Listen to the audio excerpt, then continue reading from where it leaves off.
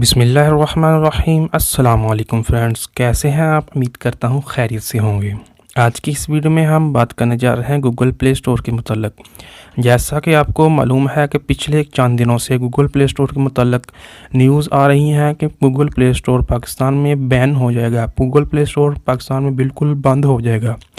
پاکستان میں Google application service بند ہوگی یا نہیں، اہم خبر آ گئی۔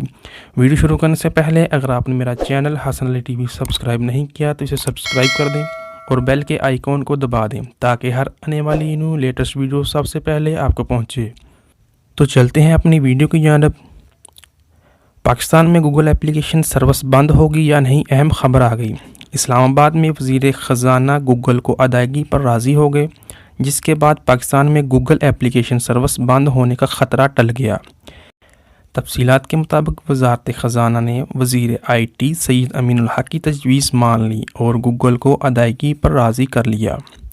خصوصی برائے خزانہ طارق باجوہ نے رابطہ کیا کہ اس موقع پر امین الحق نے کہا کہ ادائیگی مقررہ وقت کے مطابق کی جا سکے گی اور پیڈ گوگل ایپس بند نہیں ہوں گی۔ وفاقی وزیر کا کہنا تھا کہ اسٹیٹ بینک کو ہدایت کر دی گئی ہے کہ 1 ماہ تک پالیسی پر عمل درآمد مؤخر کر دیں۔ ٹیلی کام آپریٹرز کو ادائیگیوں کے طریقہ کار پر عمل درآمد کے لیے 1 ماہ کا وقت دے دیا گیا۔ امین الحق نے کہا کہ 1 ماہ کے اندر وزارت آئی ٹی، خزانہ اور اسٹیٹ بینک باہمی مشاورت سے لائحہ عمل مرتب کریں گے۔ ان کا مزید کہنا تھا کہ ٹیلی کام آپریٹرز نے وزارت آئی ٹی سے معاملے پر معاونت کی اپیل کی تھی اور وزیر خزانہ اسحاق ڈار کو ادائیگیاں کرنے اور ٹائم فریم دینے کے لیے مراسلہ لکھا تھا۔